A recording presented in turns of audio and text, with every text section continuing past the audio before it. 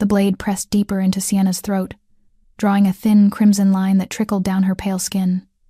Yuri's breath reeked of vodka and violence as he leaned in close, his lips curling into a sneer. "You think you're a hero, little whore?" He laughed, the sound like bones snapping in the dark.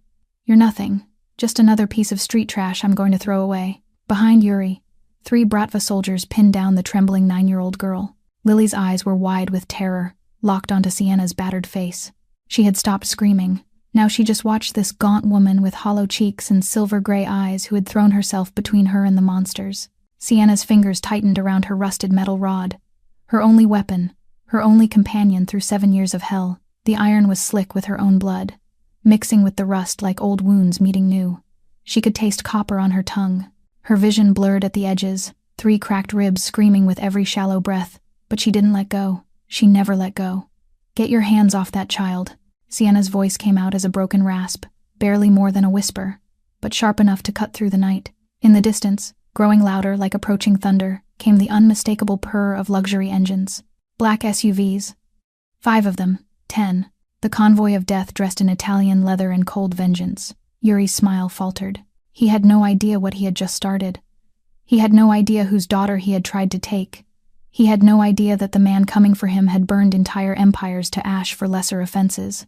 And he had absolutely no idea that this broken woman, bleeding on the cold concrete, this homeless survivor who had already crawled through hell and refused to stay dead, was about to become the most protected soul in Chicago's criminal underworld. A living legend, the shield of the Moretti Empire, forged not from wealth or blood ties, but from a rusted metal rod and a heart that simply would not stop beating for the innocent. 12 hours earlier, Sienna had been nobody. 12 hours later, her path was irrevocably bound to the most powerful empire in the city. If this story satisfies your soul, hit the like button and share it with someone who needs to hear it. Subscribe and turn on notifications so you never miss the next chapter. Because Sienna's journey is just beginning, and you won't want to miss how a broken woman rises to stand beside the most dangerous man in Chicago. 12 hours earlier, the concrete beneath the overpass was cold as dead bone. Sienna opened her eyes before dawn could even begin to rise, her survival instinct waking her before her biological clock did. Her hand reached out into the darkness, not for a blanket, not for a pillow, but for the iron bar. Her fingers touched the cold metal, and she exhaled in relief. It was still there. Her only friend was still there. She sat up inside her torn sleeping bag, her bones cracking like those of an old woman, even though she was only 27 years old.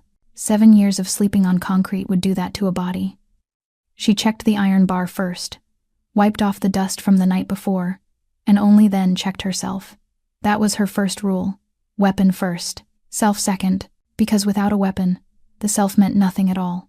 Sienna stood up, rolled the sleeping bag, stuffed it into her battered backpack. She owned exactly 2 sets of clothes, one on her body and one in the pack. Today she would change into the one in the pack, wash what she was wearing at the public tap in the park, dry it on the fence when no one was looking. This was her routine. Wake up, check the weapon, change clothes, find food, survive another day. Repeat. She walked toward the public tap 3 blocks from under the bridge, the iron bar hidden inside the sleeve of her loose jacket. The water, cold as ice, ran over her face, and she did not shiver. She had forgotten how to shiver a long time ago. Her face reflected dimly in a puddle, hollow cheekbones, sunken silver-gray eyes, pale skin that had never known moisturizer or lipstick. She looked like a ghost. Perhaps she truly was one. Sister Sienna. A familiar voice called from behind her. She turned, her hand already tight around the iron bar, then relaxed when she saw Tommy, a 14-year-old boy with dirty blonde hair and a smudged face, another street child like her. He was the closest thing to a friend Sienna had had in 7 years. "Have you eaten yet?" Tommy asked, worry in his voice. Sienna shook her head. "Not yet." He pulled half a loaf of bread from his pocket. Hard, but still edible. "I found it behind the bakery. They threw it away this morning." Sienna looked at the boy, then at the bread. She wanted to refuse, but her stomach was churning. She had not eaten since the day before yesterday. "Thank you," she said, her voice rough. She bit into the hard bread, chewing slowly so her stomach would not go into shock. Tommy sat beside her, looking at the iron bar in her hand. "You trained again last night," she nodded. "Every night. 50 strikes, 50 blocks, 50 thrusts." She had taught herself from videos on the library computers, from self-defense books she read in secret before the library closed. This iron bar was the perfect weapon. Long enough to keep distance, heavy enough to cause damage, legal enough that the police would not bother her. Just a discarded piece of iron. Sir, I picked it up to sell for scrap. You should get a knife, Tommy said. It is safer. Sienna shook her head. A knife means getting close. A knife means seeing blood on your own hands. She had seen too much blood in her life already. She did not need any more. The street had its own rules, and Sienna had learned every one of them by heart, in blood and tears. Do not trust strangers. Do not sleep in shelters because there are too many predators. Do not accept help with conditions. Never, never let anyone touch a child in front of you. The last rule was the most important. It was the rule she had written with her own blood, with the tears she cried 10 years earlier beside her sister's body. Sienna stood up, brushed the dust from her pants. She would head toward Lincoln Park. There was a trash bin from a hot dog cart there, sometimes with leftover food still good. She did not know that today that park would change her life forever. She did not know that fate was waiting for her there, in the form of a 9-year-old girl in a pink dress and a black van with 4 silhouettes inside. 10 years earlier, Sienna once had a reason to live, and that reason was named Mia. Her half-sister, born when Sienna was 7 years old, just after her mother died of cancer. Her father remarried so quickly that the grass had not yet had time to grow over her mother's grave. The new woman was an alcoholic with hands heavy as sledgehammers and a heart cold as ice. She hated Sienna from the first moment, her husband's other child, a thorn in the eye, an obstacle on the road to an inheritance. Sienna could not remember the first time she was hit. Perhaps when she broke a plate at 8 years old, perhaps earlier, but she remembered very clearly the time her stepmother pressed a hot iron against her shoulder. She remembered the smell of burning flesh, remembered her own scream of pain, remembered her father standing in the doorway looking in and then turning away as if he saw nothing. The scar was still there on her shoulder even now, a strip of puckered skin running from her shoulder down her arm, a permanent proof of a hellish childhood. Then Mia was born, and everything changed. Not in a better direction for Sienna, but in the sense that she now had something to protect. Mia was a little angel with big round brown eyes and black hair soft as silk. The child laughed often, cried little, and loved Sienna with the pure kind of love that only children can give. The stepmother did not beat Mia, at least not at first.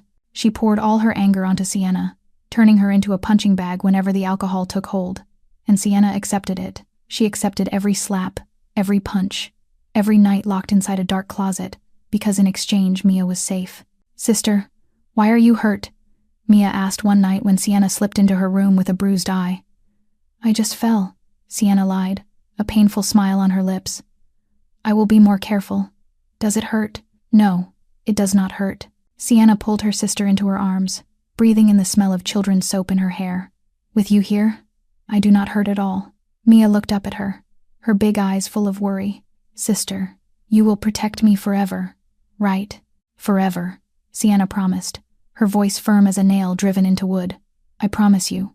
No matter what happens, I will always protect you." That was a promise Sienna kept for 10 years, until the day she could not keep it anymore. When Sienna was 17, her stepmother was arrested for drug possession. Her father had left 5 years earlier, disappearing as if he had never existed. Sienna and Mia were pushed into the foster care system, and that was when the real hell began. They were separated. Sienna went to one family, Mia to another. She begged, she cried, she pleaded with the social workers to let them stay together, but no one listened. Mia was 10, cute, easy to place. Sienna was 17, nearly grown. A burden. They did not need her to come along. Mia's foster family looked kind on the surface. The husband was a middle-aged man with a gentle smile and a soft voice. Sienna hated him immediately. She did not know why. Only instinct. The instinct she had sharpened through 10 years of living with an abuser. There was something wrong in his eyes when he looked at Mia. Sienna visited her sister every week, even though it took 2 hours by bus, and every week she saw Mia change. The child laughed less, spoke less. Her eyes became empty, like a candle someone had blown out from the inside. "Is something wrong, Mia?" Sienna asked. Mia shook her head, but her hands trembled. Sienna knew. She knew something terrible was happening. She reported it to the social workers. She talked about Mia's changes, about the foster father's eyes, about her intuition. They promised to investigate. 1 week later, Sienna received a call, not from a social worker, but from the police. Mia had jumped from the 3rd floor. Sienna arrived at the hospital in time to see the white sheet pulled over her sister's small body. 10 years old. Her sister was only 10 years old. The child had chosen death over what he had done to her, over the things adults refused to believe, refused to see, refused to protect her from. Sienna did not cry. She did not scream. She only stood there, looking at the white sheet, and felt something inside her shatter. Her promise, her heart, her soul. All of it turned to ashes in that cold hospital corridor. That night, Sienna ran away from foster care. She could not stay inside the system that had killed her sister. She ran into the night with an empty heart and a vow that she would never allow another child to suffer Mia's fate again. The streets do not welcome 17-year-old girls who run away from home. Sienna learned this very quickly. She slept in a park on the first night, hungry and cold, clutching her backpack like a life raft. On the second night, she was nearly attacked by a drunk man and had to run for her life across 3 blocks. On the third night, she met a woman named Linda. Linda seemed kind. She bought Sienna a hot meal, gave her a place to sleep for the night, said she ran a shelter for homeless girls. And Sienna believed her because she was too hungry, too tired, too broken to doubt, and that was the biggest mistake of her life. She woke up in a room without windows with her hand chained to the wall. Linda was not kind. Linda was a recruiter for a human trafficking ring that hunted young girls no one cared about, no one searched for, no one remembered. Girls like Sienna. For 2 years she lived in a hell no language can describe. She was kept in a brothel on the outskirts of Chicago, where men came and went, where screams were swallowed by soundproof walls, where girls learned how to die inside while their bodies were still alive. Sienna tried to escape 3 times. The first time she was caught after 2 hours and beaten so badly she could not walk for a week. The second time she reached the main road, but a taxi driver took her straight back because he was one of them. The third time she no longer had the strength to run. When she was 20, she discovered she was pregnant. She did not know who the father was. It could have been any of the dozens of faces she tried to erase from memory. But she knew one thing. She wanted to keep the baby. For the first time in 3 years, she had something to live for. A small life growing inside her. Innocent, pure, completely hers. They would not allow her to keep it. The baby would affect business, they said. In the 5th month, when Sienna had begun to feel the small kicks inside her, they dragged her to an illegal clinic. She screamed. She begged. She bit the hand of the man holding her and was punched until 2 of her teeth broke. Then everything went dark. And when she woke, her belly was empty. Her child was gone. Sienna remembered nothing of the weeks that followed. She was like a walking corpse. Eyes that saw nothing. Ears that heard nothing. She had lost Mia. She had lost her unborn child. She had nothing left to lose. And perhaps because of that, the universe finally showed her mercy. 3 months later, the police raided the brothel. Sienna did not know who had reported it or why they came. She only knew the blinding flashlights, the chaos of shouting, and someone pulling her out of that dark room. She was rescued, but no one truly saved her. The police questioned her, kept her in a temporary shelter for a few weeks, then released her onto the street with a referral paper to a center for trafficking victims. Sienna did not go. She no longer trusted any system. The system had killed Mia. The system had failed to save her for 3 years. She would save herself. And she did. For the next 7 years, Sienna lived on the streets of Chicago. She learned how to find food in trash bins without poisoning herself, how to sleep with one eye open, how to make herself invisible so no one noticed her. She found an iron bar at an abandoned construction site, sharpened it, trained with it every night until it became part of her body. She taught herself to fight through books and videos, turned herself into a weapon, and she created her final rule, the most important rule of all. If she ever saw a child in danger, she would not walk away. She would not wait for adults to intervene. She would not trust the system. She would act even if it meant dying. Because she had not saved Mia, she had not saved her own child, but she would save other children, and that was the only vow that kept her alive. At the same time that Sienna was digging through trash bins for breakfast on the south side of Chicago, 20 miles to the north, another man was also having breakfast. But his meal was served on an oak table imported from Italy in the dining room of a 20-acre estate, surrounded by a 3-meter security fence and surveillance cameras everywhere.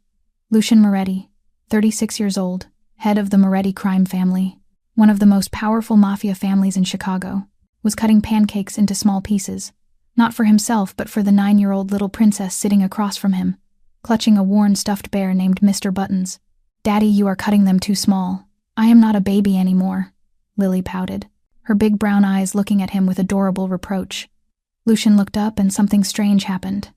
The ice-cold face of the Mafia boss softened, his steel-gray eyes melting into something unexpectedly warm. He smiled, a rare smile that no one but Lily ever saw. "You will always be my baby. Even when you are 50, I will still cut your pancakes. You are weird. Lily giggled and began talking about school, about her math test where she got the highest score in class, about her friend Emma, who fell while playing jump rope, about how her teacher praised her drawings. Lucian listened to every word, nodding at the right moments, asking the right questions, as if these small stories were the most important intelligence reports in the world. This was the only moment of the day when he was not Lucian Moretti, the boss. He was only a father who loved his daughter more than his own life. Isabella had given him this gift before she left. His wife, the love of his life, the only woman who had ever melted his frozen heart. She died on the delivery table from unstoppable bleeding, only able to look at her daughter once before closing her eyes. Lucian had stood there helpless, watching blood flow from his wife's body, and being unable to do anything.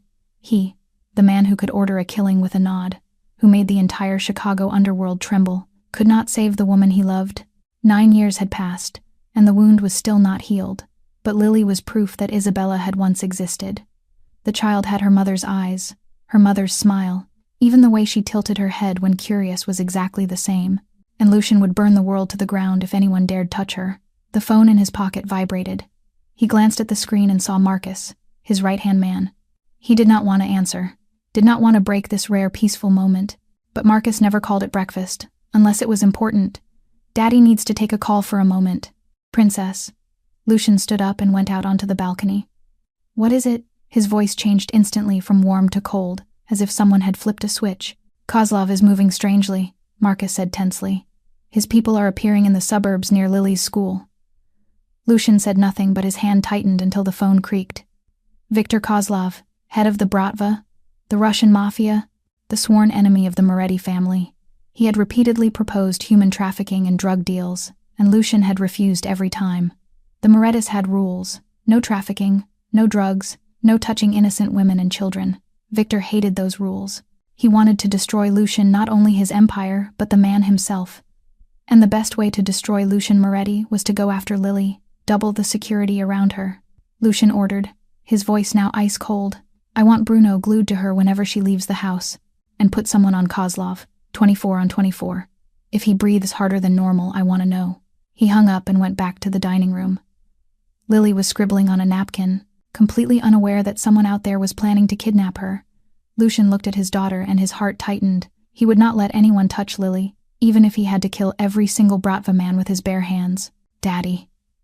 Lily looked up when Lucian returned to the table, her brown eyes shining with the kind of excitement only children have. This afternoon, can I go to Lincoln Park to eat ice cream? Emma says there is a very good ice cream cart there, with mint chocolate flavor that I have never tried. Lucian sat down, trying to keep his face calm even as everything inside him was screaming no. Lincoln Park, a public park. Thousands of people passing through, hundreds of blind spots he could not control, and Kozlov was moving strangely. Not today, princess, he said gently but firmly. Daddy is busy and cannot take you, but I do not need you to take me. Lily pouted, her lower lip sticking out. Nina can go with me. I promise I will be good. I will not run around. I will not talk to strangers. Just eat ice cream and come back, please, Daddy. She clasped her hands together, eyes wide, a move she had mastered since she learned to speak, and which always struck Lucian's weakest point. Lucian sighed. He could refuse anyone in the world, business rivals, other mafia bosses, even governments, but he could not refuse those eyes, the same eyes as Isabella's. All right, he said after a moment of silence, but on one condition. Lily cheered, bouncing in her chair. I promise, I promise, I promise. 1 hour. Lucian raised one finger. Only 1 hour. Nina goes with you and Bruno must go too. You do not leave their sight even for 1 second. Do you understand? Yes, I understand. Lily nodded quickly, her black hair flying. I will be the best. Lucian called Bruno in.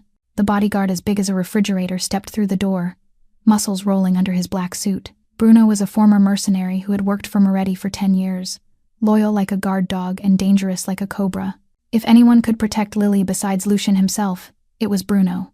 You take Lily and Nina to Lincoln Park, Lucian ordered, his voice returning to the cold tone of the boss. 1 hour, no more. You do not leave the child's side. If there is anything suspicious, anyone looking at her too long, any vehicle that seems wrong, you call me immediately and bring her back. Do you understand? Perfectly, boss. Bruno nodded, his eyes passing over Lily with a protective look. I will guard her like my own eyes. Nina appeared at the door, the middle-aged Mexican woman who had been Lily's nanny since she was born, the only person besides Lucian whom Lily completely trusted. "Are you ready, little angel?" Nina smiled warmly. Lily jumped down from the chair and ran to hug her father tightly. "Thank you, Daddy. I love you more than anything." Lucian hugged his daughter, breathing in the scent of children's shampoo from her hair, his heart, hardened by years in the underworld, melting like butter. "I love you too," he whispered. "Be careful, princess." Lily let go, took Nina's hand, and ran to the door. Mr. Buttons tucked under her arm, bouncing with each step. Bruno followed behind, huge like a moving wall. Lucian stood by the window watching the black SUV carrying his daughter leave the gate. He watched until the vehicle disappeared around the corner, and a strange unease crawled up his spine. He brushed it away. Bruno was there. Nina was there. Only 1 hour. What could happen? He did not know that it was the last time he would see his daughter's smile, before everything changed forever. He did not know that in Lincoln Park fate was waiting, and fate came in the shape of a black van with 4 men inside. Lincoln Park was crowded that afternoon as it was every day. Children running across the grass, mothers chatting on benches, couples walking hand in hand along the stone paths. And in the middle of all that peaceful scenery, Sienna was digging through a trash bin beside a hot dog cart. She found half a sausage someone had left behind, still wrapped, not touching the ground. Today was a lucky day. She sat on a nearby bench and ate slowly so her stomach would not go into shock, her eyes still sweeping the area by habit. 7 years on the streets had taught her never to let her guard down, even while eating, even while sleeping. Part of her was always awake, always watching, always ready to run or fight. And that was when she saw the little girl, a small angel in a pale pink dress, long black hair tied into 2 ponytails, skipping toward the ice cream cart, clutching a worn stuffed bear and smiling brightly at the middle-aged woman beside her, probably her nanny. Behind them was a man as big as a refrigerator, in a black suit, his eyes scanning the surroundings like a guard, a bodyguard. Sienna recognized it immediately. This was not an ordinary child. Her family was rich, perhaps, or powerful, or dangerous. Families that needed bodyguards for their children were usually one of those 3. Sienna was about to look away, keep eating her sausage and forget it, not her business. But something held her gaze, not the child, but the van. The black van parked at the edge of the park, about 50 meters from the ice cream cart, the engine still running.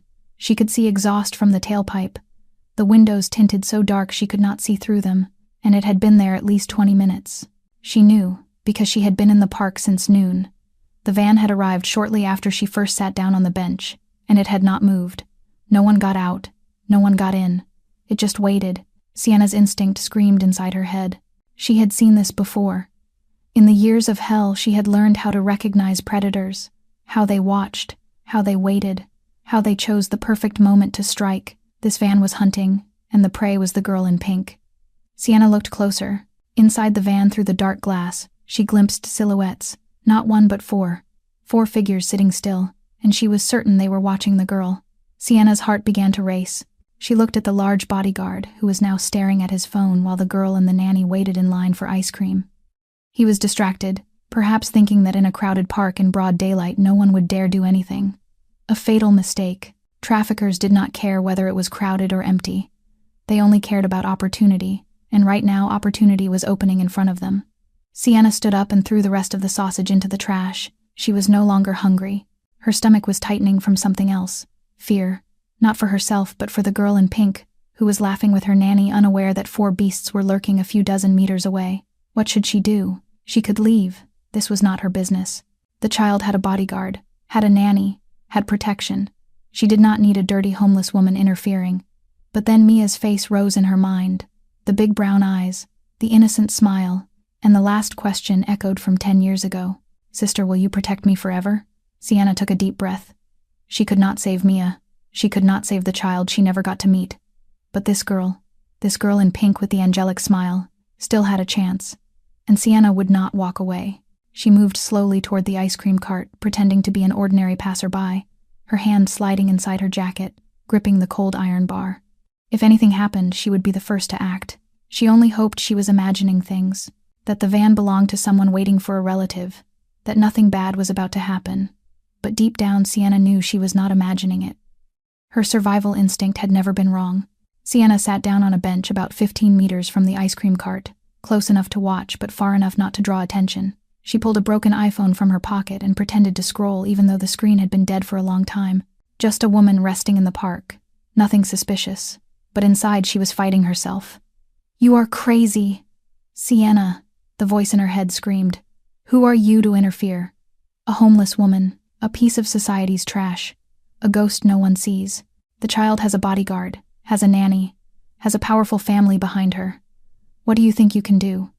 Die for nothing and no one will even claim your body." She knew the voice was right. She had nothing but a rusted iron bar and a malnourished body. She had no phone to call the police, no money to hire help, only herself. And what was she worth? No one would remember her if she died today. No one would cry. No one would put flowers on her grave. She would vanish from the world as if she had never existed, and life would go on as if nothing had happened. So why did she not just stand up and leave? The answer came when the girl in pink turned back with a mint chocolate ice cream in her hand and a bright smile on her lips. The girl said something to the nanny, giggled, then took a big lick, and in that moment, Sienna no longer saw the girl in pink. She saw Mia. Mia at 8, sitting on a hospital bed after falling off her bicycle, asking for strawberry ice cream. Mia at 6, crying because she was bullied at school, clinging to her sister, and saying she was the only one who understood her. Mia at 7, on the last night, Sienna saw her alive, asking a question Sienna would carry to her grave. "Sister, will you protect me forever? Forever?" Sienna had promised, and she had broken that promise. She had trusted the system. She had waited for adults to intervene. She had not acted when she still could, and Mia had died. Tears welled at the corners of Sienna's eyes, and she wiped them away quickly. Not now, not here. She could not be weak, could not lose focus. She looked back at the black van. Still there, still waiting, the engine still running, the 4 figures inside still unmoving. Then she looked at the bodyguard. He had put his phone away, but his eyes were now turned toward the other side, where a sudden, loud crash of a falling display near the parking lot drew his attention. Distracted for the split second the predators had been waiting for, Sienna knew what would happen next. She had lived long enough in darkness to understand how predators worked. They waited until the guard turned away or lost focus. They struck fast, took down the adult first, then carried the prey away in seconds. Everything would be over before anyone could react, unless someone was already ready, unless someone was waiting for them to move.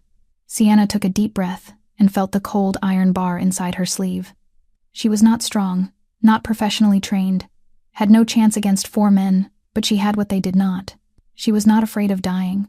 She had died 10 years earlier in a cold hospital corridor when she saw the white sheet over her sister's body. She had died again in the dark room of the brothel, and again when they took the child from her womb. She had died so many times that death itself no longer frightened her, but letting another child suffer. Mia's fate was more frightening than any death. Sienna tightened her grip on the iron bar. The decision was made. She would not leave. She would sit here, watch, wait. And if the men in that van dared touch the girl in pink, she would be the last wall between them and their prey. Even if that wall collapsed, even if she had to bleed, even if she had to die, this time she would not break her promise. Everything happened so fast that Sienna almost missed it. The girl in pink had just finished licking her ice cream, turned back to take the nanny's hand and started walking toward the black SUV in the parking area. The large bodyguard walked behind them with one hand in his pocket and the other holding his phone, his fingers typing and his eyes fixed on the screen. And that was when the black van began to move. Sienna saw it first. The van rolled forward slowly without a turn signal, without a horn, gliding silently toward the group like a predator closing in. Her heart hammered in her chest. This was it. She stood up with her hand already tight around the iron bar in her sleeve. The van door flew open before the vehicle had fully stopped, and 4 dark figures sprang out like a compressed spring finally released, dressed in black from head to toe with hoods hiding their faces, except for their eyes. The first held a stun gun with 2 wired prongs. The second carried a black sack. The third and fourth held baseball bats. They moved with the coordination of a team that had rehearsed this many times. Fast, precise, without wasted words. Bruno was the first target. The bodyguard had just lifted his eyes from his phone, his combat instinct making him reach for his waist where his gun was hidden. But he was a fraction too slow. The stun gun cracked and the 2 prongs hit his chest. 50,000 volts tore through his body. The man, as big as a refrigerator, collapsed like a felled tree, convulsing uncontrollably, his phone flying from his hand. The ice cream the girl had bought fell to the pavement and melted in the afternoon sun. Nina screamed and instinctively shoved Lily behind her. But she was not a fighter. Only a 52-year-old nanny with a loving heart and hands meant for cooking and cleaning. The third man swung the bat and struck her in the side. Sienna heard the sound of bone breaking, or perhaps she imagined it, but Nina's cry of pain was real. The woman fell, clutching her side, her face white as paper. Lily stood frozen like a statue. Her ice cream had fallen from her hand. Mint chocolate streaked across her pink dress. Her big brown eyes were stretched wide in disbelief at what she was seeing. Uncle Bruno convulsing on the ground. Nina, who sang her to sleep every night, clutching her stomach and moaning, and 4 dark shapes advancing on her like monsters out of a nightmare. Then Lily screamed, the heart-tearing scream of a 9-year-old facing hell for the first time in her life. The sound cut through the park, sent birds scattering and made people turn to look, but no one moved. Everyone froze in fear, their minds refusing to process what was happening in front of them. The second man lifted the sack to throw it over Lily's head. The fourth grabbed her arm, his nails scraping her soft skin and leaving red marks. Lily fought, clawed, bit his hand. He cursed in Russian and slapped her, snapping her head sideways. Blood seeped from the corner of her mouth and mixed with the tears streaming down her face. No one helped. Dozens of people in the park, and not a single one ran forward. They stood there, afraid, helpless, filming with their phones as if this were a movie and not real life. Sienna did not film. Sienna ran. She ran faster than she ever had in her life, her bare feet pounding the grass, the iron bar already out of her sleeve. She did not think about herself, did not think about danger, did not think about 4 men larger than her with weapons in their hands. She thought only of the big brown eyes filled with tears, eyes exactly like Mia's. This time she would not stand and watch. This time she would not wait for someone else to act. This time, even if she had to die, she would be the wall between the monsters and the innocent child. Sienna screamed. The scream of an animal driven into a corner, the scream of 10 years of compressed pain finally released. "Let the girl go, you bastards." The 4 men turned, and for the first time they saw her. A thin woman with tangled brown hair, filthy clothes and silver-gray eyes burning as if there were fire inside them. A rusted iron bar about 60 centimeters long in her hand, glinting in the afternoon sun. She looked like a ghost stepping out of hell, and in some way she truly was. Sienna lunged forward like a ghost. The first man, the one holding the sack, did not have time to react. He barely turned his head before the iron bar came down and smashed into his right knee with all the strength Sienna could summon. The sound of bone breaking cracked through the air like a rotten branch snapping in two. He screamed, the scream of a wounded animal, and fell, clutching his leg, the sack slipping from his hand. 1 down, 3 left. The second man turned, surprise flashing in his eyes when he saw that the attacker was only a thin, starving-looking woman. He swung his baseball bat straight at Sienna's head. She sidestepped. 7 years of training in dark alleys had taught her how to read an opponent's movement, and her iron bar snapped into his wrist before the bat could reach her skull. Bone cracked. The bat clattered to the ground. He howled, clutching his hand as blood seeped from the cut the sharp edge of the bar had made. 2 down, 2 left, but now Sienna no longer had surprise on her side. The third and fourth men had recovered, and no longer saw her as a small threat.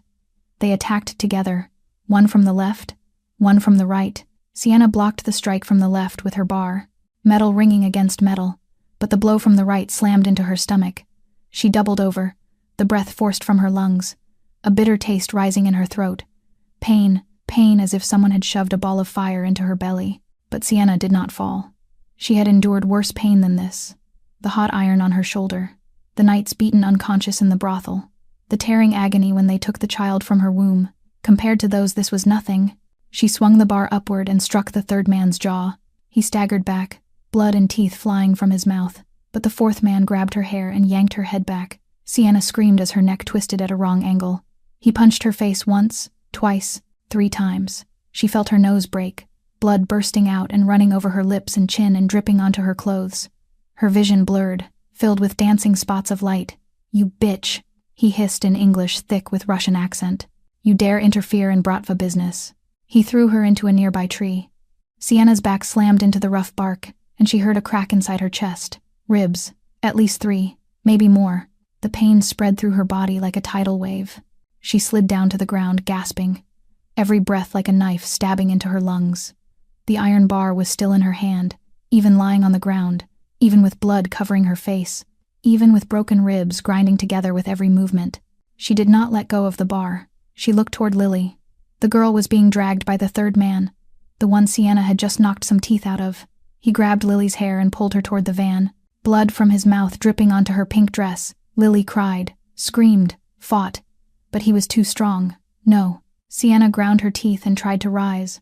Her broken ribs screamed inside her body, protesting every movement. She did not care. She planted the bar on the ground like a crutch and forced herself upright. Blood from her broken nose ran into her mouth and she spat it out, red against the green grass. The fourth man stared at her in disbelief. "You still want to die?" Sienna did not answer. She stepped forward one step at a time, slow like a corpse, the iron bar dragging on the ground behind her. She looked at Lily, at the brown eyes full of tears and fear, eyes heartbreakingly like Mia's. "Run," she screamed, her voice hoarse with blood in her throat. "Run, child." But Lily could not run. The third man was pulling her toward the van. Only a few meters left. Sienna lunged, ignoring the pain, ignoring her collapsing body, ignoring everything except the girl in pink. She swung the bar one last time and struck the back of the man's knee. He fell and released Lily. Lily fell too. Her knees scraped on the pavement, but she was free. "Run," Sienna shouted, standing between Lily and the kidnappers. "Find an adult. Call the police. Run." Lily looked at her with tears in her eyes, then turned and ran. But after 3 steps, she stopped because another car had arrived. A sleek black Mercedes pulled up beside the van, and the man who stepped out was not a policeman. He was a middle-aged man with close-cut gray hair, eyes cold as ice, and a smile that made Sienna feel chilled to the bone. Yuri, Viktor Kozlov's right hand, the man known as the Knife of the Bratva. He had come to make sure the job was finished. Yuri stepped out of the car with the unhurried ease of a man who knew all the power in the world was in his hands. He was about 1.80 meters tall, with close-cropped gray hair and an expensive gray suit, as if he were heading to a cocktail party rather than a kidnapping. His eyes swept over the chaotic scene, 2 of his men groaning on the ground, one holding his bleeding mouth, another clutching his broken arm. And in the middle of all that chaos, a thin woman who looked half dead, standing in front of his prey. "Interesting," Yuri said in a low voice with a trace of Russian in his English. "A stray dog who wants to be a hero." He walked toward Sienna, each step slow and confident. There was no need to hurry. The prey had nowhere left to run. Sienna stood there with the iron bar trembling in her hand, blood still running from her broken nose down her chin. She knew she had no strength left to fight, broken ribs grinding against her lungs with every breath, the edges of her vision darkening, her legs shaking so badly she did not know how long she could remain standing. But she did not retreat. She stayed between Yuri and Lily, lifting the bar even though her arm shook like a leaf, her eyes still burning with defiance. Yuri stopped a few steps away and tilted his head as if studying a strange animal in a zoo. "Who are you?" he asked with genuine curiosity. "Not a bodyguard, not one of the Morettis, just a starving stray cat picked up from somewhere. And yet you dare interfere in Bratva business." Sienna did not answer. She had no breath left for words. All her remaining energy was being used to keep her legs from collapsing. Yuri shrugged and turned to issue orders to his men in Russian. The 2 who were still standing moved immediately. One ran toward Lily and grabbed the crying child's arm. The other circled behind Sienna. She tried to turn, but her body was at its limit. The man behind kicked the back of her knee, and Sienna dropped to her knees with a cry as her broken ribs jarred together. The iron bar was still in her hand, even kneeling on the ground, even in pain so great she felt she might faint. She did not let go. Yuri stepped forward and stood in front of her, looking down with amusement mixed with contempt. He pulled a knife from inside his jacket, the steel blade gleaming in the afternoon light. "Put the child in the car," he ordered without taking his eyes off Sienna. "And take this one too. Viktor might like her." Sienna heard Lily scream as she was dragged toward the van, the heart-tearing sound of a child being ripped from her safe world. No. She tried to rise, but the man behind stomped her back and forced her down. Her face pressed into the cold grass, the taste of dirt and blood mixing in her mouth. He grabbed her hair and yanked her head back, exposing her throat. Yuri knelt and pressed the knife against Sienna's neck, cold metal on her skin, sharp enough that a little pressure could sever her artery. "You think you are a hero, little bitch?" Yuri whispered, his breath reeking of vodka and cruelty. "You are nothing, just another piece of street trash I am about to throw away." He pressed the blade harder and a thin line of blood appeared and ran down Sienna's neck into her collar. She could feel her own heartbeat beneath the knife, fast and weak, like the wings of a dying butterfly. But she did not beg. She did not cry. Instead, she turned her head to look at Lily, who was being held by 3 Bratva men beside the van. The child had stopped screaming. Her big brown eyes locked onto Sienna, filled with terror and something else. Hope. Hope that this strange woman would save her. "Take your hands off the child." Sienna's voice came out like a broken whisper, weak but still sharp as a blade. Yuri laughed, a sound like bones breaking in the dark. He did not know what he had just set in motion. He did not know whose daughter he was trying to take, and he had no idea that in the distance, rolling closer like thunder, were the sounds of powerful engines. The Moretti convoy was coming. The sound came first, the roar of high-end engines. Not one, not two, but an entire convoy racing in at insane speed. Yuri looked up with the knife still pressed to Sienna's throat, and for the first time the smile on his lips faltered. 5 sleek black SUVs burst in from the end of the road, cutting through the park like bullets fired from a gun barrel. They screeched to a stop, tires screaming on the pavement, boxing in the van, and Yuri's Mercedes in a ring of steel. Doors flew open and dozens of men poured out, all in black suits, all armed, all with the eyes of men ready to kill without blinking, but none of them were as terrifying as the man who stepped out of the first car, Lucian Moretti, the boss of Chicago and the father of the girl being held hostage. Sienna saw him from her knees on the ground and understood at once why the underworld trembled at his name. He was 1.85 meters tall, broad-shouldered, built like he had been carved from stone. His face was angular and cold, without expression.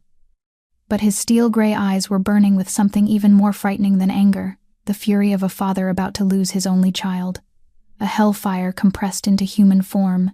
Lucian stepped forward, each stride solid, not rushed and not slow. He did not need to run. He was death walking, and death never hurries. "Let my daughter go." His voice carried through the air, calm, in a way that was terrifying. No shouting, no screaming, just an order, cold as ice, sharp as a blade.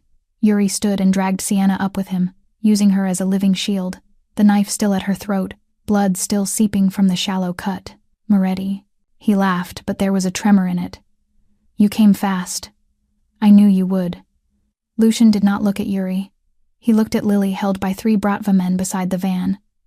The child was crying, tears streaming down her face, her lips trembling, but when she saw her father, her eyes lit up. "Daddy," she called in a broken voice. "Daddy." Something crossed Lucian's face too fast to name. Pain, fear, and love fierce enough to burn the world, then it vanished behind an icy mask. He could not let emotion rule him now. His daughter needed him calm, not mad. "I am here, princess," he said, his voice still steady. "You will be fine." Yuri pulled Sienna backward toward the van, his eyes flicking over the men of Moretti closing in. He knew he was outnumbered. Only 4 of his men were still standing, while Moretti had at least 20, all heavily armed. "Let us go," Yuri bargained, his confidence draining from his voice. "I will release the girl and this woman. Everyone walks away. No one gets hurt more." Lucian took another step, then stopped. His eyes finally went to Sienna, to the thin woman being used as a shield. He saw a homeless figure in filthy clothes, face covered in blood, hair wild. A woman society had thrown away. One no one would look at twice. But he also saw something else. The iron bar still in her hand, even with a knife at her throat. The silver-gray eyes still burning with will, not begging, not afraid, and the dried blood on her clothes. Blood spilled when she fought 4 Bratva men to protect his daughter. "Who are you?" Lucian asked, his voice still cold but changed. "No one," Sienna whispered, her voice raw with blood in her throat, "just someone who cannot stand by when a child is being hurt." Lucian looked at her for one more second, then turned to Yuri. "You do not get to bargain," he said, his voice colder than ice. "You touched my daughter. You think you survived this." Behind Yuri, Marcus had already moved, Lucian's right hand, a former Navy SEAL, the quietest killer in the Moretti world. Circling behind the van where Yuri could not see, a loaded gun in his hand aimed straight at the shoulder of the man holding the hostage. The gunshot cracked like thunder in a clear sky. One shot, precise, decisive. The bullet struck Yuri's right shoulder at the joint and his arm fell slack. He cried out. The knife dropped and clattered on the ground. He released Sienna and clutched his wounded shoulder, staring back at Marcus, who stood with a faint curl of smoke from the muzzle. At the same moment, the Moretti men surged forward and overwhelmed the Bratva guards by the van. There were shouts and the sharp chaos of bodies colliding, but Lucian no longer saw any of it. He ran. For the first time in years, the boss of Chicago ran like an ordinary father afraid of losing his child.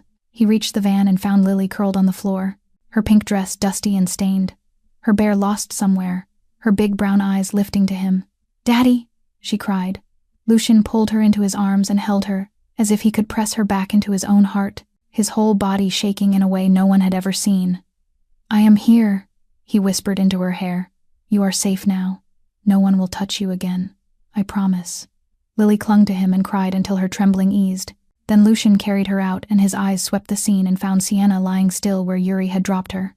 "That woman," he said with a steadier voice. "Take her to the car and call Dr. Vasquez to the house at once." Marcus hesitated. "She is only a homeless woman." "She saved my daughter," Lucian cut in. "She fought 4 men when no one else did. She is a guest of the Morettis." Marcus nodded and signaled for her to be lifted into an SUV. Lucian saw the thin woman laid on the seat, her breathing shallow, her eyes closed, the iron bar placed beside her as if it mattered. Even unconscious, her hand moved faintly toward it. Lucian held Lily closer and placed her in his car. He looked once more at Sienna and wondered who she was and why she would risk everything for a child she did not know. "Daddy," Lily whispered. "Calmer now. She saved me and told me to run. Will she be all right?" "She will be," Lucian said, kissing her forehead. "I will make sure of it." The convoy left the park behind with the wounded captors and the aftermath for the authorities. Yuri was taken to answer for what he had done. But that could wait. For now, Lucian wanted only to bring his daughter home safely and to be sure the woman who saved her did not fade away on the road back. Sienna opened her eyes and did not recognize where she was. The ceiling rose high above her with delicate golden lines. Crystal chandeliers glittered like 1,000 stars. Deep red velvet curtains fell in soft folds. She was lying on a bed 3 times larger than any she had ever seen, white silk sheets so smooth they felt like clouds. Her survival instinct snapped her, fully awake in an instant. Her heart raced, her breath quickened, her eyes swept the room searching for danger, for exits, for a weapon. Her hand reached to the side for the iron bar but touched only empty silk. It was not there. She tried to sit up but pain tore through her chest and she fell back with a groan. Ribs, she remembered, broken ribs, and her nose, and her neck, and probably more she could not count. "Calm down," a warm female voice said beside the bed. Sienna turned her head and saw a middle-aged woman with neatly pinned dark hair and silver-framed glasses sitting in a chair, wearing a white coat with a stethoscope and holding a clipboard. "A doctor, where am I?" Sienna asked, her voice rough like sandpaper in her throat. "Who brought me here? The Moretti estate," the woman replied calmly. "I am Dr. Elena Vasquez. You were brought here after losing consciousness in the park. You have 3 broken ribs, a broken nose, significant blood loss from multiple wounds, and severe malnutrition. Honestly, I am surprised you survived that fight, Moretti." The name rang in Sienna's head like an alarm. She remembered the black convoy, the tall man with cold gray eyes, the ruthless precision of his men. Mafia. She was in the Mafia's den. "I need to go." Sienna tried to sit up again despite the pain. "I should not be here. Give me my things and I will leave now." Dr. Vasquez placed a hand on her shoulder and gently but firmly pushed her back. "You cannot go anywhere like this. Broken ribs can puncture a lung if you move too much. And Mr. Moretti has been very clear that you are a guest of the family and must be cared for until you recover." Sienna shook her head, her eyes still searching for an escape. "I do not need his help. I do not want to owe anyone." "You saved his daughter," Dr. Vasquez said softly. "You fought 4 kidnappers alone with an iron bar for a child you did not even know. In this world that is worth more than any debt." Sienna fell silent. The girl in pink with eyes like Mia's. "Is she all right?" Sienna asked more quietly. "Is she hurt?" "Lily is fine." The doctor smiled, shaken but not seriously injured. "She has been asking about you for 2 days since you lost consciousness." 2 days, Sienna murmured in disbelief. She had slept for 2 days. "Your body was exhausted," the doctor explained. "Long-term malnutrition. Blood loss and trauma together. I am surprised it was only 2 days." The door suddenly opened, and Sienna flinched, her hand reaching for a weapon by instinct, but it was not a threat that appeared. It was Lily, the girl she had risked her life to save. Today in a blue dress with neatly tied hair and a worn stuffed bear in her arms. Mr. Buttons had been found. "You are awake," Lily cried, her brown eyes lighting up as she ran to the bed before the doctor could stop her and threw her arms around Sienna. Pain knifed through Sienna's ribs, but she did not push her away.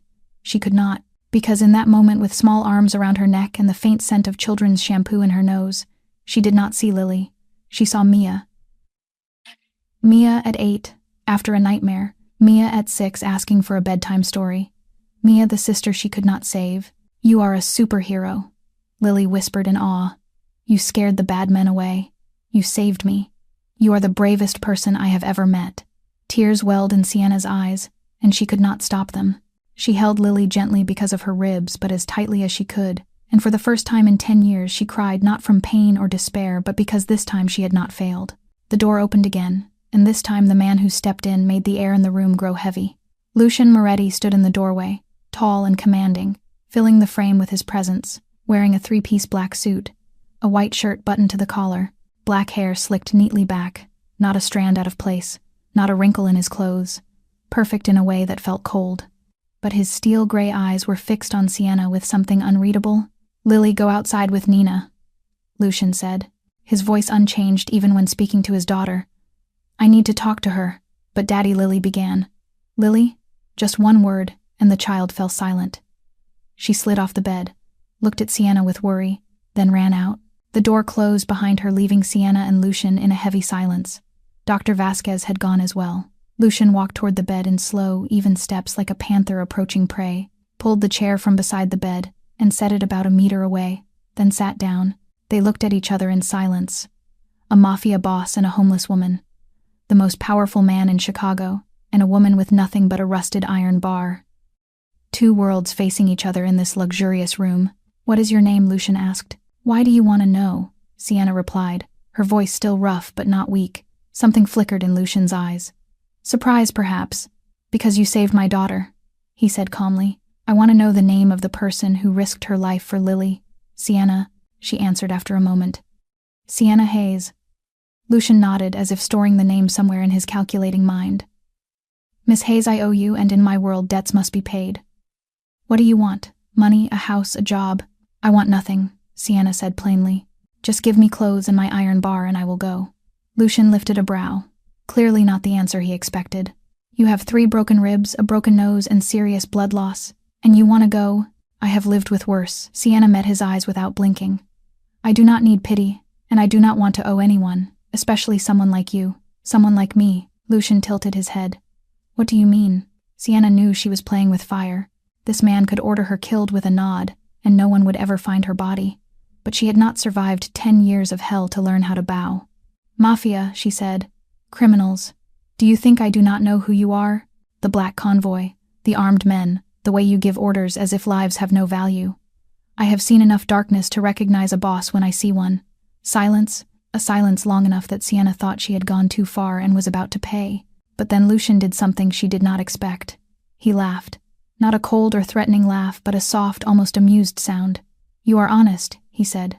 "I like that. Not many people dare tell me to my face what they think." "I have nothing to lose," Sienna said. "And that is your strength." Lucian stood and walked to the window, looking out over the wide garden. "You are right, I am what you think I am. I have done things ordinary people would call monstrous, but I am also the father of the child you saved, and in my world that matters." He turned back to her, his eyes no longer entirely cold. "You cannot leave, not because I stop you, but because Kozlov will come for you. You ruined his plan. You hurt his men. He will not let that go. Out there you are easy prey. Here you are protected. I do not need your protection." Sienna lifted her chin. "This is not a request." "Miss Hayes," Lucian moved toward the door. "You will stay until you are healed, and until I am done with Kozlov, then you may go wherever you wish." He stopped at the door and looked back once more. "Your iron bar is on the table beside your bed. I know it matters to you." Then he left, and Sienna turned to see the rusted bar resting on the expensive oak table, cleaned and polished. She reached for it and felt its familiar weight, and wondered who that man truly was. A cold boss or a loving father? A monster or a man? Or perhaps, like herself, he was both. A week passed in the Moretti estate, and Sienna still could not leave. Not because she did not try, but because every time she put her feet on the floor, her broken ribs reminded her that her body needed time. Dr. Vasquez came every day to check her wounds, change the bandages, force her to take medicine and eat properly. Sienna hated being dependent, hated lying still while someone else took care of her. She had taken care of herself for 10 years, without needing or leaning on anyone, but her body gave her no choice. And there was another reason she had not tried to run away. Lily. The child appeared in Sienna's room every day, as regularly as the sunrise. Every morning after breakfast with her father, she ran in with Mr. Buttons under her arm, climbed onto the bed, and started talking. She talked about school, about her friends, about the art teacher she loved. She talked about Nina recovering from being hit, about Bruno still having headaches from the electric shock. She talked about her father, about how he would not let her leave the house now, about how she missed the park but understood why he was worried. Sienna listened, at first only because she had nothing else to do, but gradually she began to care. Lily reminded her too much of Mia, not just the brown eyes but the way she tilted her head when curious, the way she smiled when telling happy stories, the way she sought safety in another's arms. "Sienna, do you know how to count stars?" Lily asked one night, when she slipped into Sienna's room after bedtime. "I cannot sleep." "Why not?" Sienna asked more gently than she had spoken to anyone in years. "I am scared," Lily admitted, hugging Mr. Buttons tightly. "I am scared the bad people will come back." Sienna looked at her, and her hardened heart ached. She pulled Lily close, carefully because of her ribs. "Come here," she said. "I will teach you how to count stars. Mia and I used to do that when she was afraid." They lay down and looked at the ceiling, and Sienna began to talk about constellations, about the Big Dipper and the Little Dipper and the old stories she used to tell her sister. Lily listened. Her eyes grew heavy, and she fell asleep in Sienna's arms. That night, Sienna did not have nightmares for the first time in years, but other nights were not like that. Nightmares came like uninvited guests, bringing back the dark room of the brothel, the Chuge hands on her body, Mia's crying before she jumped, the face of the child she never got to meet. She woke in the night soaked in sweat, her heart racing, her hand searching for the iron bar in the dark, and she cried, silently, tears soaking the pillow. Crying for Mia, for the child taken from her, for herself, for the 10 years of hell she survived but never truly escaped. She did not know someone was watching. In his office, Lucian sat before the security monitor, showing Sienna's room, and saw everything. Saw her teaching Lily simple, self-defense moves in the afternoon. Saw her telling Lily stories in a voice softer than he ever imagined she had. Saw Lily smile at her with the trust she gave only to those she truly believed in. And saw Sienna cry alone at night, like a wounded animal licking its wounds in the dark. Something stirred in Lucian, something he thought had died when Isabella left. He did not know what to call it. Curiosity, empathy, or something more dangerous. He picked up the phone and called Marcus. "I want to know everything about Sienna Hayes," he ordered. Her past, her family, everything. Find out why a woman like that lives on the street. Then he hung up and looked back at the screen. Sienna had fallen asleep again with the iron bar in her hand like a child holding a teddy bear. And Lucian wondered what story had made her this way. What story had taught her to fight like a warrior, to cry like an abandoned child, and to love as if she had never been betrayed. He wanted to know. He needed to know. 3 days after the call with Marcus, Lucian had his answers. He sat in his office with a thick file on the desk, while Marcus stood opposite with an expression he rarely wore. Lucian's right hand almost never looked unsettled, but today he looked as if he had seen a ghost. "Report," Lucian ordered. "Sienna Hayes, 27 years old." Marcus began in a lower voice than usual. Her mother died of cancer when she was 7. Her father remarried a woman who was alcoholic and violent. She was abused throughout her childhood, with medical records showing multiple hospitalizations for broken bones and severe burns. Lucian said nothing, and only nodded for him to continue. She had a half-sister named Mia, 10 years younger. When Sienna was 17, the stepmother was arrested for drugs. The girls were placed in foster care and separated. The younger sister was placed with a family whose foster father had prior accusations of child abuse, though never convicted. Marcus paused and swallowed. The sister died by suicide at 10. She jumped from the 3rd floor. Sienna witnessed it. Silence. Something cold climbed Lucian's spine. Not fear, but rage. He thought of Lily, and could not imagine losing her that way. "What else?" he asked tightly. After her sister's death, she ran from foster care. At 18, she was trafficked. Marcus placed a photo on the desk of a house from a police raid. She was held there for 2 years. 2 years in an illegal brothel. Lucian's hand clenched white.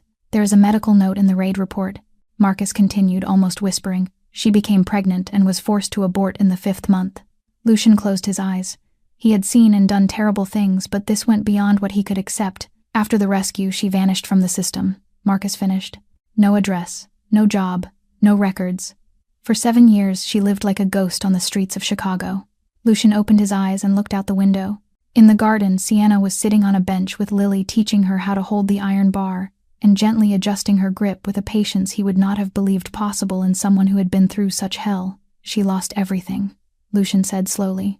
Her sister, her child, her freedom, her dignity.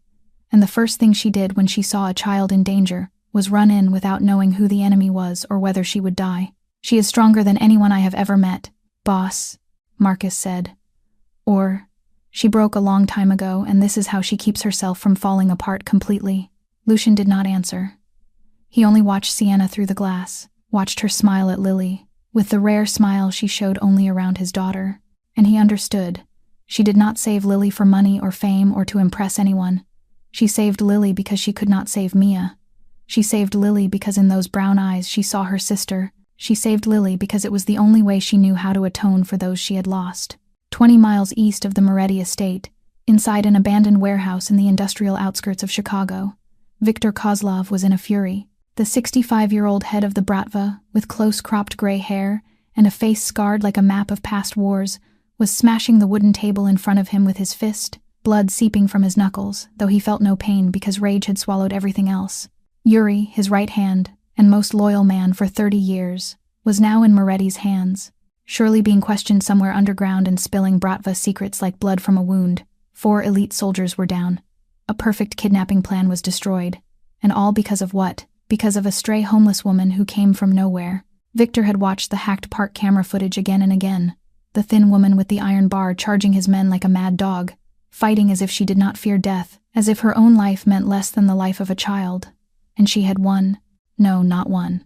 She had delayed them long enough for Moretti to arrive. But the result was the same. Viktor had failed, and the name Kozlov was now a joke in the Chicago underworld, the Bratva boss defeated by a stray cat. Who gave me information on that bitch? Viktor roared, turning to Alexei, his 30-year-old son standing rigid in the corner. I want to know who she is, where she came from, and why she interfered. Alexei nodded and made a call, and minutes later had the answer. Sienna Hayes, he reported, 27, homeless, no family, no backers. She just happened to be in the park and decided to step in. She is now at the Moretti estate, protected like a VIP guest. Happened to be there, Viktor scoffed with a sound like bones breaking in the dark. Nothing is accidental in this world. That bitch stole my victory and made me a fool before Moretti. She will pay. What will you do? Alexei asked. Viktor went to the window, looking out over the Chicago night, his eyes no longer burning with rage but with something more dangerous. Calculation. Moretti thinks he can protect her forever. Viktor said slowly.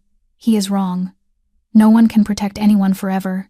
It only takes one lapse, 1 second of distraction, and the prey falls into the hunter's hands. He turned back to Alexei with eyes sharp as blades. I want you watching the Moretti estate around the clock, find weaknesses in his security, and when that woman leaves even 1 step outside, you bring her to me alive. Alexei nodded with a cruel smile. He had inherited his father's cruelty but not his patience. He wanted blood now. And what about Moretti? He asked. He will not sit still if we touch her. Moretti will be busy with other troubles. Viktor smiled darkly. I have friends on the city council, and there will be sudden investigations into his legitimate businesses, enough to divide his attention, and when he looks away we strike. The shadow of the Bratva was moving through the Chicago night, like a snake sliding toward its prey, and Sienna, the woman who dared stand between Viktor and his victory, had no idea she was now the #1 target on the Bratva boss's list of revenge. 2 weeks after Sienna arrived at the Moretti estate, her ribs had begun to heal. She could walk. She could breathe deeply without the pain like knives. She could hold the iron bar without her hands shaking, and she began to feel trapped. The estate was beautiful, luxurious, and safe, but it was still a cage. She was not used to being confined or protected. She had taken care of herself for 10 years, and depending on anyone, even the most powerful Mafia boss in Chicago, made her feel indebted, and Sienna hated debt. That night, she accidentally overheard Lucian's meeting with his men. She was not trying to eavesdrop. The door was simply not fully closed. Kozlov is regrouping, Marcus said. He lost Yuri, but he still has Alexei, and at least 50 loyal gunmen. Our sources say he is planning revenge. Target, Lucian asked. Unclear, but possibly this estate, or our businesses, or both. I suggest we strike first.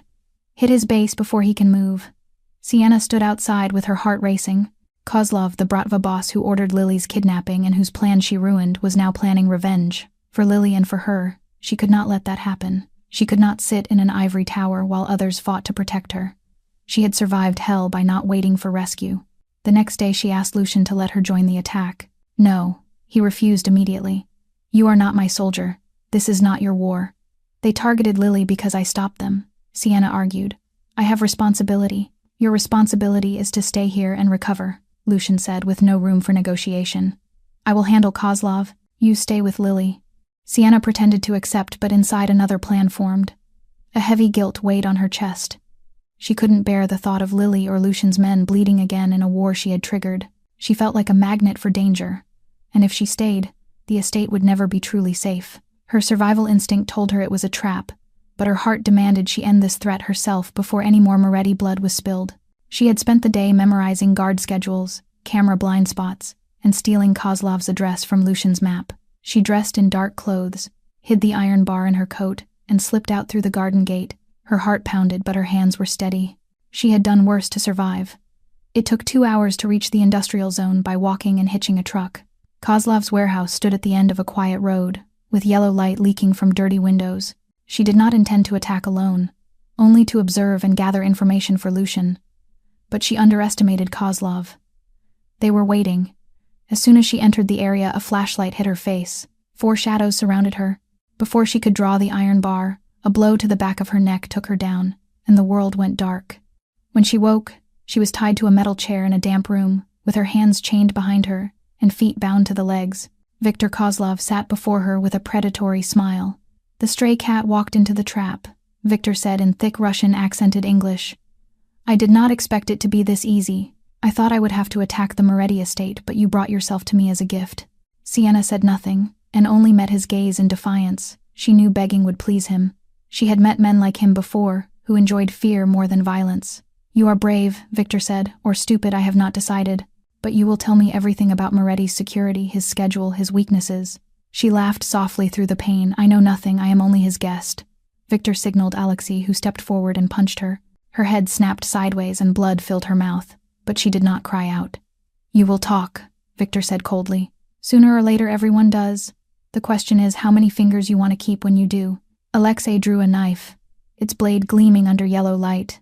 Sienna thought of Lily's smile and laughter and whispered, I will not say anything even if you kill me. Viktor shrugged as if amused. We will see. And the nightmare began. Lucian discovered that Sienna was gone at 3 a.m. when the security cameras recorded her slipping out through the garden gate. He had not slept that night like so many nights since she entered his life.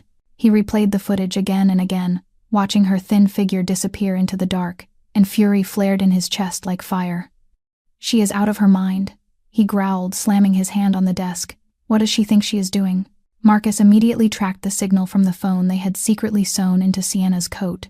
A precaution Lucian had ordered the week before. The signal led to the industrial outskirts, exactly where Kozlov's base was suspected to be, and then it vanished. Lucian did not hesitate. He ordered the full force assembled, 50 men armed to the teeth ready in 15 minutes. The Moretti convoy tore through the Chicago night, racing toward the industrial zone. Lucian sat in the front seat, gripping his gun, gray eyes burning like hellfire. He did not understand why he was this angry. She was just a homeless woman he had happened to shelter. She was not his. She did not belong to him.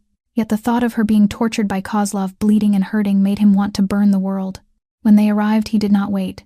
He kicked in the warehouse door, guns roared, and hell was unleashed. Shots thundered, screams rang, glass shattered, bones cracked. Moretti's men flooded in like a black tide, overwhelming the Bratva guards. Lucian ignored the battle and hunted only for Sienna. He moved down corridors, shooting anyone in his way until he found the room where she was held.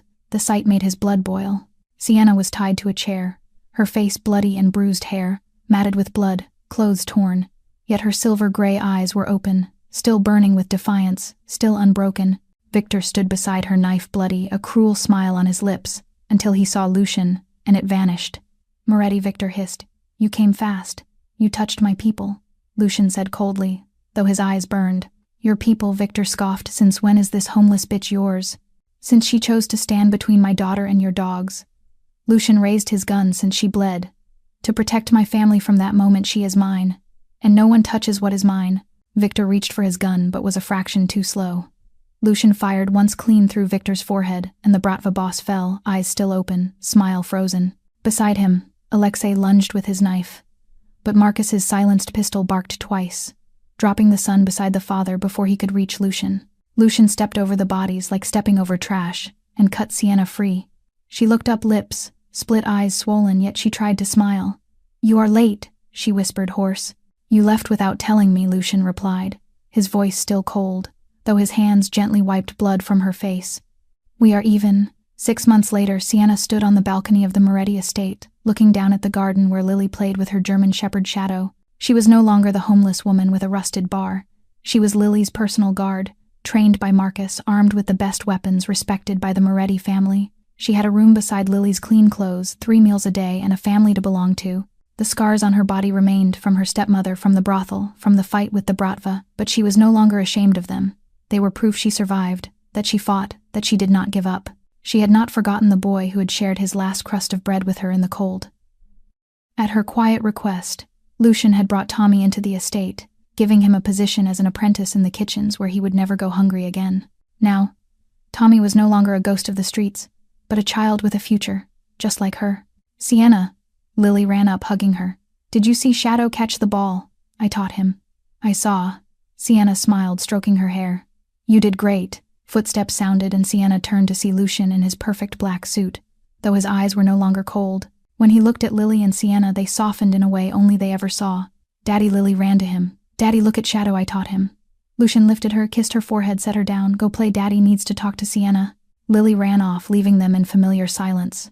Lucian stood beside Sienna, looking out. "What are you thinking?" he asked. Sienna paused, then smiled, the first truly free smile she had in 10 years. "I think this is the first time in 10 years I am not afraid of tomorrow." Lucian did not answer. He just stood beside her, shoulder to shoulder, watching Lily laugh with Shadow. 2 broken souls full of scars had found each other in darkness and violence. They did not know the future or what was growing between them, but they knew one thing: they were no longer alone. The woman who once had nothing had finally found everything, not because someone gave it to her, but because she fought for it scar by scar. And that is the lesson this story wishes to share. Life may knock you down not once, but many times, cruelly, unfairly. You may lose those you love, lose hope, lose yourself in dark years. But as long as you refuse to give up, as long as you rise after each fall, as long as your heart still beats for something greater than yourself, you have not lost. Sienna is not a superhero. She is only a woman who walked through hell and refused to let hell define her. She chose love when she could choose hate. She chose protection when she could turn away. She chose hope when she could choose despair. And that is true strength. Not muscles or weapons, but the choice to become better even when the world pushes you into darkness. Thank you for listening to Sienna's story to the end.